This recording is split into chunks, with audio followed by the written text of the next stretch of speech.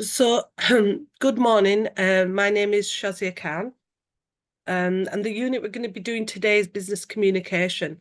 And we've got 4 learning outcomes plus an assignment session. And the learning outcome we're going to be doing today is understanding the principles of effective internal and external communication. Now, before we go on, just want to ask you, what comes to mind when you think about communication? What do you think the important thing that comes to mind for you when someone asks you what's communication? To get a message across. Excellent, to get a message across, yeah.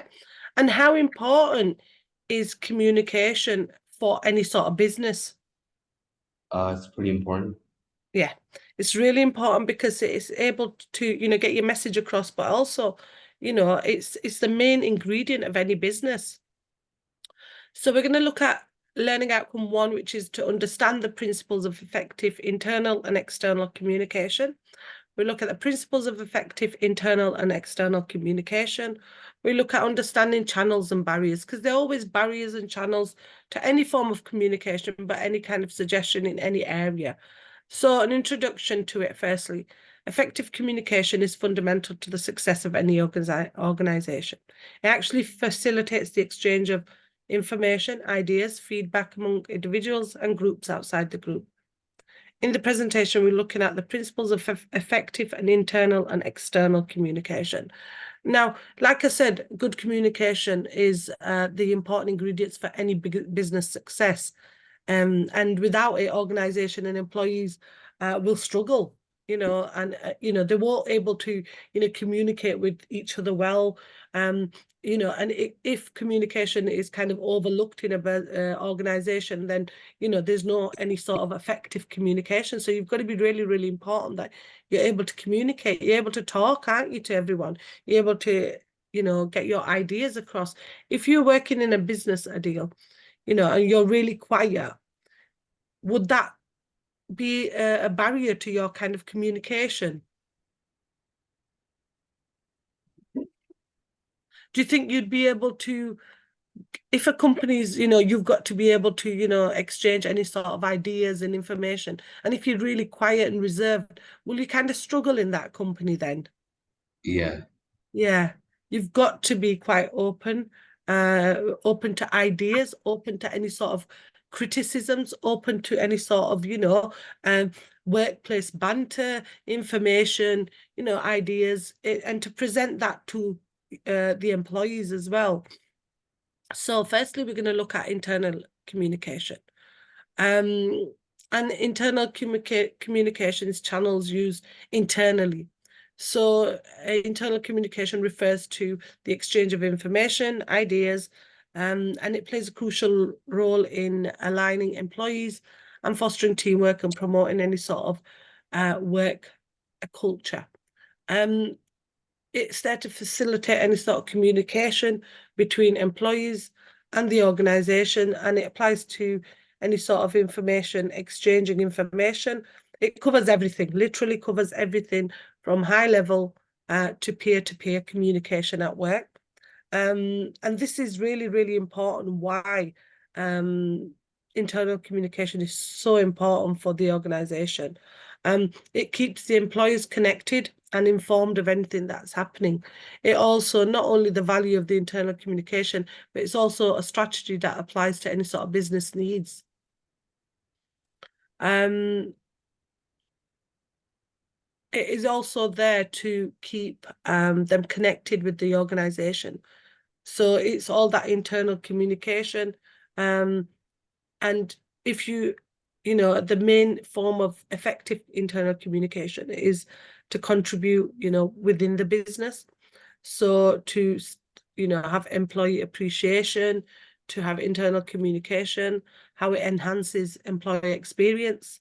Because they are really important things that you need to bear in mind when you're looking at internal communication. Examples of internal communication, and I've got some other examples as well, but these are the main ones, literally. So in-person meetings. So when you have face-to-face discussions among team members, managers and departments to share updates, discuss any sort of projects, make any decisions, emails, electronic messages sent within the organisations. They convey instructions, information, or any sort of updates. So if anything's happening within the organisation, it's keeping the employers informed of what's happening. Any sort of events, and it also prevents people from being left out as well. And if there's any sort of regular updates on the company policies, and this kind of builds that kind of, sense of understanding. And it is, they have internal newsletters, which are periodical publications that are distributed to employees containing news, announcements, and any updates about the organisations. Do you think internal newsletters work? Do I think internal what? Internal newsletters within a business, do you think they work for the employees? Yes. Yeah. Do you think it gives the employee a sense of belonging to the kind of business? Yes. Yeah, because I work for a big organization, and we do get, like, bulletins and things like that. And it keeps you updated on what's going on. It also, kind of encourages you to embrace anything that's going on within the workplace. Like if there's any sort of courses, any sort of community hubs, any social news feedback, it keeps you informed of what's going on. So it's really good to have newsletters or any sort of bulletins within a workplace. Intranet platforms, so online platforms accessible only to employees, providing resources, news and communication tools. And this has become quite popular within organizations now, because they prefer to use intranet platforms. And the reasoning behind it is that people, if it's a private intranet platform just for the organization, people feel more connected, but also what they do is they refer you to any sort of providing any sort of resources. I mean, I'll give you an example of our intranet. Our intranet has things on there in regard to any events we've got, but also any sort of issues where students have performed really well and have got an award. So it has news about the awards they've received, any sort of issues in regards, any sort of tools, things like, if you've got any sort of new tools for teaching, like telematics, maybe, and how the college can approach that. So there's different ways intranet platforms work for certain people.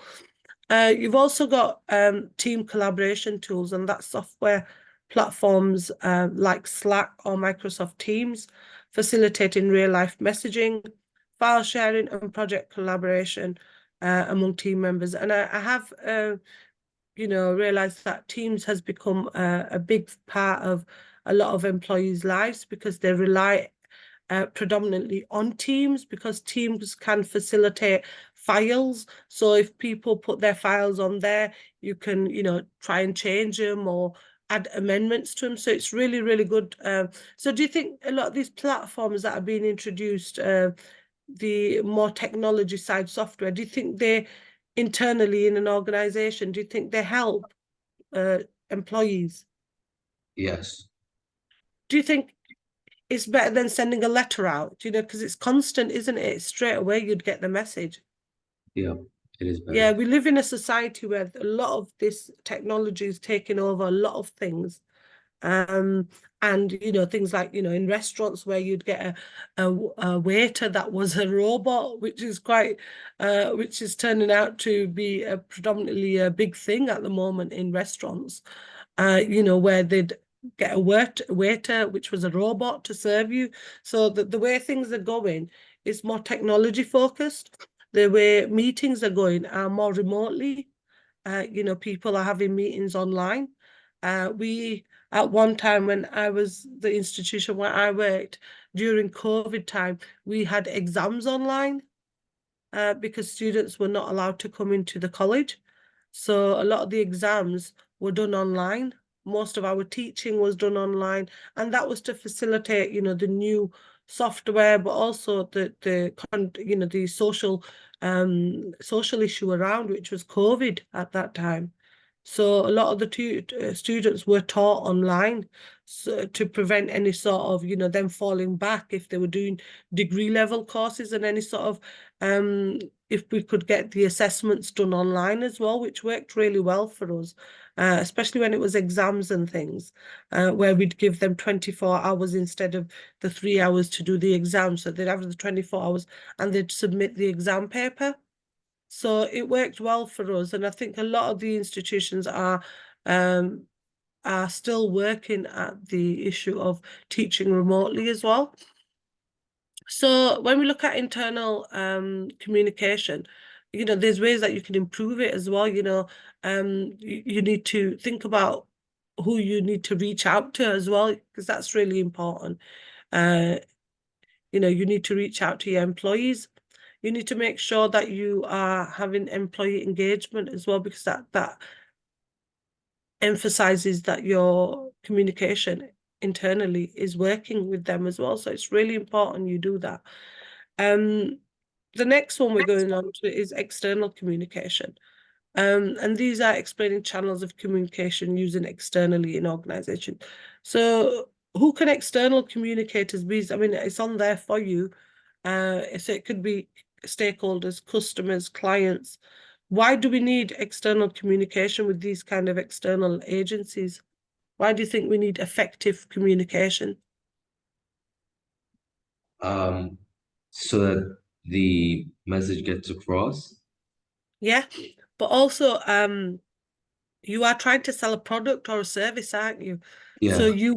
you want your values of the product and service to go across. You are conveying a message about your branding, about your products or services to the general public, or to your clients or investors, or stakeholders. So the focus really of external communication is simple: to build a thriving relationship between your organization and your customers, or other companies or suppliers, or anyone else within the chain of externals. You need to make sure that every image is carefully designed to create and sustain any sort of external communication, and create a good external communication with the externals out there. Now, within the 21st century marketplace, every organization must understand the importance of external communication. Even though there's media out there and methods, the goal actually remains the same. So they are trying to maintain a reputable brand image. They are trying to maintain this relationship with external companies or stakeholders or customers. They are trying to create that. So they have to boost up their external communication process. And it is there because we are there to, as an organization, be it small or big, as a business, it is external organization is good, is important, because it benefits our external channels and how we actually boost our brand relations and increase. The main thing is to increase our productivity and sales. So if we're getting across to these people the importance of external communication, then we're able to promote our company's image quite well. Examples of external communication: so you've got emails to clients or customers, so correspondence sent to external parties regarding inquiries, orders, or customer service issues.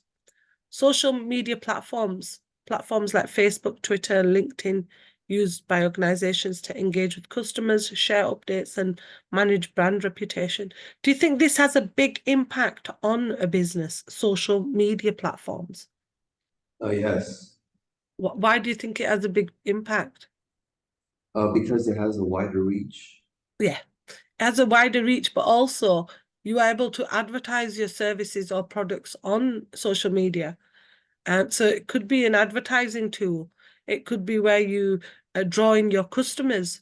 And obviously the whole point of it is to build your brand up, enhance your brand reputation. So it's one of the forms of, it's worldwide as well, and it's also one that people use both internationally and nationally. So it's, social media. And the big one at the moment is things like, oh, what's it called? I don't even know. And I was on it this morning. It's Facebook, Twitter, LinkedIn, TikTok, is it? TikTok, yeah. TikTok is a big one. People tend to use that most of the time, and some people literally addicted to TikTok all the time. So you could, your social media platform, it has everything on. People actually set up TikTok shops, to sell their product or their services, to manage and engage people within their brand reputation, so it's a big thing. Yeah.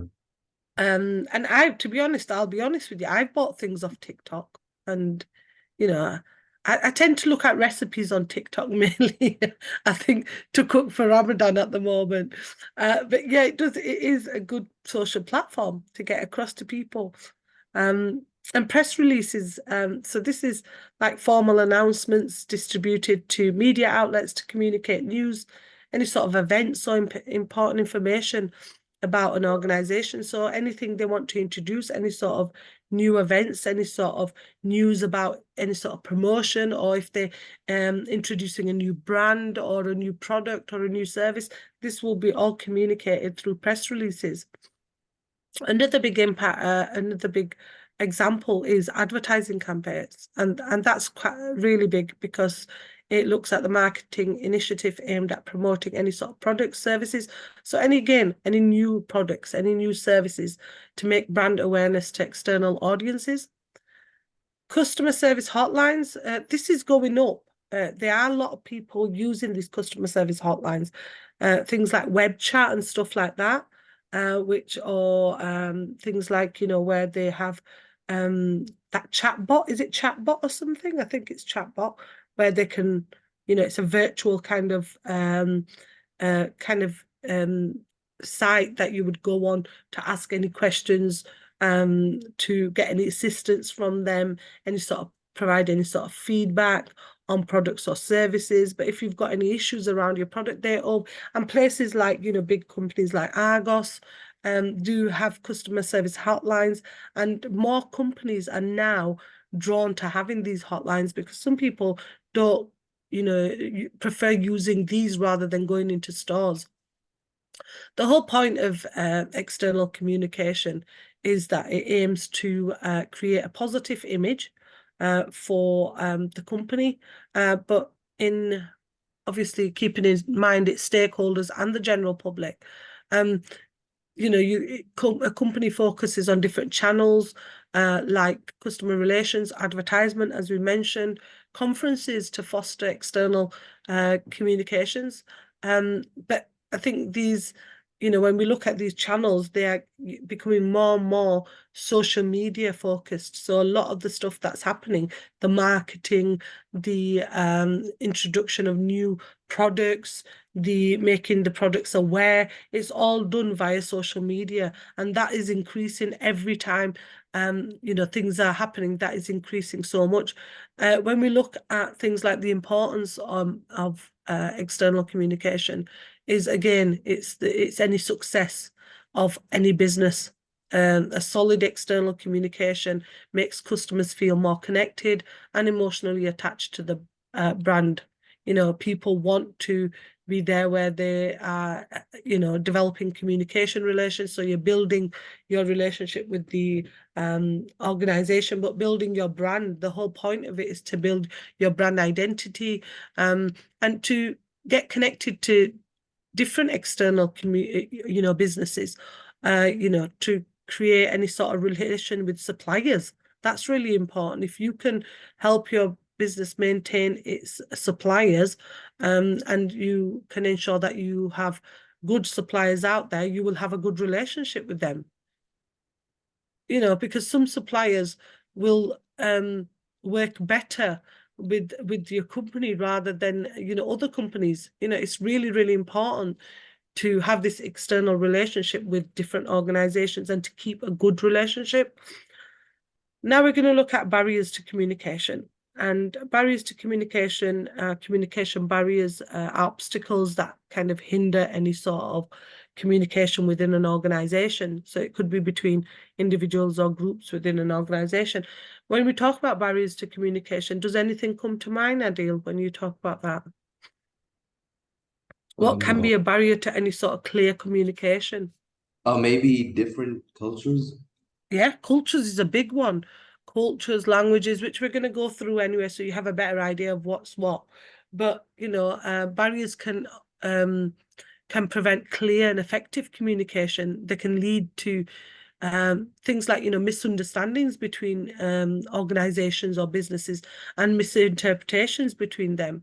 And, you know, the nature and roles and responsibilities, you know, these can be affected if you don't try to, you know, identify any sort of barriers for communication. So we've got some barriers for communication that we can look at as well. First one being language barriers, and that's the difference in language proficiency or fluency among employees can lead to misunderstandings and misinterpretations. So that's even when speaking the same language, dialects are different. You know, accents are different and unique communication quirks are different. For example, I'll give you an example. I speak, my mother tongue is Pashto. Have you heard of Pashto? Yeah, yeah. Yeah. So my mother tongue's Pashto, but it's from Pakistan. So my parents are originally from Pakistan. But the dialect for people that speak Pashto from Afghanistan is totally different. You know, that it's quite Yeah. difficult sometimes for me to understand if someone's from Afghanistan. The Pashto is very different, and that is why it affects, you know, certain, you know, translation issues and this translation difficulties, because I've had it, and I'm someone who's born in the UK, and I've had that issue, you know, where I, you know, misunderstood what people were saying. It may be that they're saying it in different way. The dialects, the difficulty of vocabulary as well, you know, they may be using a vocabulary that's different to mine. And I realized that when there was a vocabulary that I said that was nice, they said something else about it. So it kind of affected the communication between us, do you know, to understand what they're saying. Yeah. So, you know, people in same organization may struggle with any sort of vocabulary, but, you know, frequent misunderstandings, complaints, lack of disagreements involved. You know, some language barriers are to try and encourage, you know, team members to use clear, concise language. Avoid using things like jargon, you know, that or slang. Illustrate important points in critical documents. And provide, you know, any organization to provide any sort of like educational and training for terminology and branded terms is really good in any sort of issue. So it doesn't necessarily mean it's going to be language in the fluency. It could be language, you know, business language. You know, I teach law, but in regards to that, using some legal jargon that's Latin, nobody would understand. So it's really important that you provide training or anything for your workers. The next big one is cultural differences, and that can be variances in cultural norms, values, and communication styles may impede effective communication between individuals and their diverse backgrounds. Could you give me an example where communication, what could be a barrier in communication? In Uh, cultural. in cultural,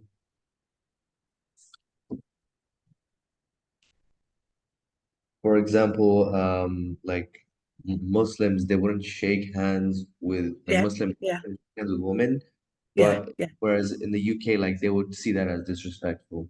Yeah, they do, yeah, yeah. Even though in the UK now, a lot of women tend to just put, you know, their hands back a little bit. They don't shake hands, but it's a sign in the UK of disrespectfulness, yeah. It's odd, isn't it, how cultures work, but, you know, everyone has their own culture and they have different social norms and values. And you should respect everyone's culture. You should try to share their values, beliefs, and lifestyles. Because as a team, you should feel valued and included, not because you're from a different culture. You should, these kind of values, if you start stereotyping people and you start avoiding people, and, you need to address any sort of cultural barriers within an organization. You need to do things like, implement any sort of sensitivity training, one-to-one meetings, and establish within an organization, establish clear rules, any sort of work ethics, and create a brand style that includes rules and expectations, which is really important. Another one is noise, distractions, environmental factors such as loud noises, interruptions, or crowded places can interrupt communication and decrease message. Lack of feedback, so absence of timely feedback and communication loops can hinder understanding and hinder the resolution of issues. Information overload, and that is sometimes death by PowerPoint, to be honest. Excessive amounts of information can overwhelm people, confuse people, and reduce their attention span. That's probably some of my students as well, where they'd get really bored and just switch off for sometimes. But try to avoid doing that. Also, some other barriers could be things like physical barrier, the distance. As remote working becomes increasingly common, what we've just mentioned, some people may find themselves a million miles away from others, and that could be quite hindering, couldn't it? Where you don't have that form of communication with people. It's you need to provide a comfortable, collaborative environment, as we mentioned, with no noise or anything. Psychological barriers is another one, and this can be caused by individuals' mindsets or mental health concerns. Although disagreements are inevitable in most workplaces, sometimes these can cause any sort of clashing communication styles, between individuals. When employees feel unheard, unsupported, and undervalued, they struggle, don't they? So as an organization, you should, offer any sort of training, any sort of, understanding of business communication. You should also implement policies such as, if someone's quite feels unheard or unsupported, you should implement mandatory policies such as, anti-harassment training. And foster some sort of team building exercises, to make them feel part of the team. Because it's really important that you make them feel part of the team, but also provide any sort of surveys, anonymous surveys and things like that. The place that I work in, we do have anonymous surveys, staff surveys, and it could be things on how that person is feeling, or it could be that they feel left out, and they maybe, making any sort of suggestions on how they can improve this issue around, psychological barriers, lack of feedback or engagement. You need to be quite on top of things with an organization, especially if it's a big organization and you're trying to, because who are the ones that make the organization? Is it the employers or the employees? It's the employers. If you're an employee, and it's mainly the employees, because they the employers run the organization, but the ones that make everything happen in the organization is the employees, isn't it? So you're given a task and you implement that task. So you need to make sure your employees are always happy. There's also technological barriers, and these are things like, whether they're able to function any sort of hardware, any sort of communication tools, any sort of changes in technology. You should give training to people to upgrade or replace any sort of technology, any sort of training resources on new technology, any sort of training resources on on any sort of new resources that are being introduced. And we've got also organizational barriers, and they stem from a lack of understanding of the business structure. So this affects all organizations, any level, any size. Employees may not know how to share or request information. So, you as an organization need to have a clear structure in place, clear expectations, and conduct regular audits and, look at the organizational structure. It's so important, that you try to overcome any sort of barriers. We've looked at language barriers, and this can create like communication, particularly in multicultural workplaces where employers have varying levels of proficiency, as we mentioned earlier. Strategies to overcome these barriers would be providing language trainings, using visual aids and things like that. It's really important. And as we identified, cultural diversity can enrich organizations, but also pose challenges to effective communication.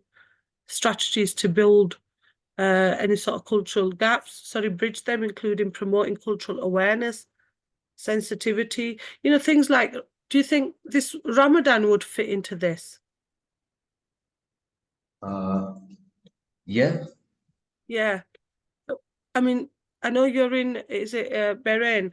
Are there any sort of, cultural things that they've implemented due to an organization Any may sort of implement? what? Yeah, what do they do in the workplace in regards to Ramadan? So it starts later. It doesn't start at the same time. It starts later. So if it So was 9 to do they 5, it would reduce your be 10 hours to then? 4. Yeah, Yeah, every shows. yeah. I teach another guy from Qatar, and he said what the law is there that in Ramadan, instead of doing 8 hours of work, they reduce it to 6 hours. Yeah. And it Yeah. helps them with Ramadan, and that is really good. But in the UK, that doesn't happen. They try to, what in the UK, they try to implement things to accommodate, Ramadan, but there's no laws or anything in place to say that you have to work, less hours around Ramadan. So to introduce these cultural things, it's really important for the employees, especially from the different cultures. Noise and distractions, so impair communication effectiveness, techniques to minimize noise and distractions, including choosing quiet locations for meetings using noise cancelling devices or headphones, and establishing clear communication norms and expectations. Lack of feedback. Now that's something that's quite important to some people, because it's sometimes one of the issues that is quite a big issue. Feedback is essential for improving communication. Why do you think feedback is so important? Because this gives an opportunity for growth. Yeah. And improvement, isn't it? So you could have an opportunity for growth and improvement, and it could be, constructive feedback that tells you to do something like this, or maybe next time do it like that to help you, or maybe do it a little bit quicker. Ways to encourage feedback include actively soliciting input from employees, providing opportunities for anonymous feedback, which a lot of organizations tend to do now, and implementing regular performance reviews and communication audits to assess effectiveness. Information overload. Sometimes information can be overloaded to people, and individuals feel inundated with so much information, with excessive amounts of information, leading to any sort of reduced attention span, decision, any sort of fatigue, and difficulty in processing essential messages. Strategies to manage information overload could be including prioritizing communication, using concise and clear messaging, and leveraging technology tools to filter and organize information effectively. Now, I'll just give you an example again of, of students. If they are overloaded with information, it sometimes makes them feel like they don't know what they're doing. So, the amount of information you give, is the same if you're working for an organization. If they're inundated with something, they're going to think, oh my God, there's so much to learn, or there's so much strategies to follow, or so much information. So try to avoid doing things like that. Detailed explanation slides. So each subtopic, internal communication channels, external communications can be further elaborated in these slides, providing detailed explanation, examples, and possible case studies and illustrations. So overall, when we're looking at multiple communication barriers, while there may be one barrier to effective communication which stands out in any sort of organization, it will not be likely the only one. You know, you will have other, like we mentioned, language, culture, technology, and these barriers are common, but also they tend to overlap with each other. Someone who is physically far from the rest of the team, for example, may experience depression or anxiety as a result. Addressing one is effective in the short term if particular barrier has been a critical concern. However, solutions can tackle multiple barriers for long-term success, you know, for an organization. You know, why do you need to make sure that you have addressed the barriers that are affecting any sort of communication? Why, as an organization or business, why do you need to make sure that you do not have long-term barriers in place? How would it affect an organization if you have these long-term barriers in place? What do you mean by long-term barriers? Like if you have barriers in place that are to do with affecting someone's ability to work, things like language barriers and cultural barriers or technological barriers. So if you don't resolve these barriers, it becomes a long-term barrier, doesn't it? Yeah. So why is it important to resolve these quite early on? So that there's better communication. Yeah. So there's better communication, but also if it's anything to do with any sort of resources or anything like technology, implement training courses. You know, Yeah. implement any sort of discussion forums for them to get help and support, because it's so important that you support them as well if these barriers keep coming up and keep becoming a problem. So sometimes overcoming language and cultural barriers by preventing any sort of misunderstanding relating to spelling or grammar mistakes, potentially confusing phrases as well. To overcome psychological barriers, an example would be by using an automated tone detector to analyze and adjust the tone of written communication to align with different various communication styles, because everyone learns differently. Yeah. Barriers to effective communication can create significant negative ripple effect for any organization that can only intensify the longer these barriers are left unchecked. As we said, you know, addressing these will not only improve internal communications, it will also prevent any sort of future issues. So you, as an organization, need to make sure that you are implementing policies and resources in place to prevent any sort of future barriers. Both types of communication help businesses achieve their goals. Internal communication allows organizations to function and operate efficiently, while external communication helps them reach new customers or receive feedback of the quality of their products. So if there are these barriers in place, are we as an organization or a business able to provide good quality products or no? If there's barriers in communication, Yeah.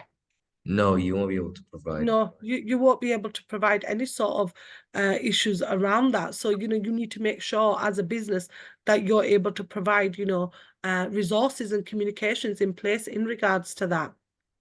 Okay. So in conclusion, effective communication is the cornerstone of organizational success, fostering any sort of collaboration, innovation, and positive relationships both within and outside the organization.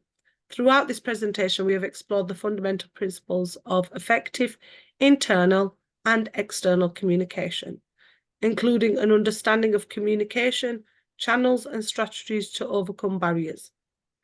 We've also learned that internal communications channels such as in-person meetings, emails, and team collaboration tools play a vital role in facilitating information flow and fostering a cohesive work environment. Similarly, external communication channels such as social media, as we looked at, platforms, press releases, and customer service hotlines are essential for building relationships with customers, clients, and stakeholders. So it's really important, both internal and external communication within an organization, and making sure that you try to, avoid implementing any sort of barriers within the organization, and try to resolve that by providing training and resources. So these are some of the references we've used for today's session, and we've completed learning outcome 1 now. Have you got any questions, Adil? No. No? It was lovely teaching you today, and I will see you tomorrow for learning outcome 2. All So right. is that okay? Yeah. So there's also, when you come to referring to any sort of ebooks or any sort of resources, go on Moodle for any sort of additional reading to do. And if you've got any questions or anything, email learnerworks@ukvarsity.co.uk. Okay. And thank you for attending today's session, and I will see you in tomorrow's session, which is again at 10 o'clock. All right. Thank you, Adil. Thank you. Thank See you you. later. Bye. Mm.